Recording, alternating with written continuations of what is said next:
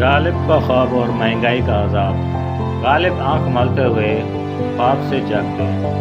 اوہ کیا خواب تھا! بادشاہی تھی، مشاعرہ تھا اور چینی صرف 1 روپے کلو۔ میر اخبار بند کرتے ہوئے خواب ہی تھا غالب بھائی، اصل میں تو چینی کا بھاؤ سن کر خود شکر بھی شرمائے۔ غالب کے ہاتھ میں پرانا کرتا۔ یہ کرتا 20 سال سے میرے ہاتھ میں ہے۔ یہ کپڑے کا نیا ریٹ سن کر یہ بھی خودکشی پہ آمادہ ہے۔ میر تنزن: غالب، پرانے کرتے بچ گئے، پر عوام کے صبر کے دھاگے اب ٹوٹنے کو ہیں۔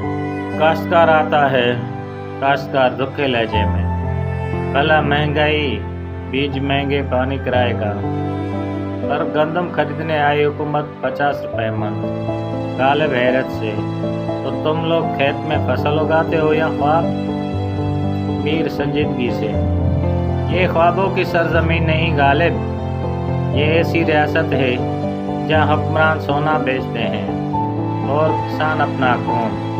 غالب گھورتی آواز میں: شاعری میں ہم حکومت پر طنز کرتے تھے، اب حکومت خود طنز بن چکی ہے۔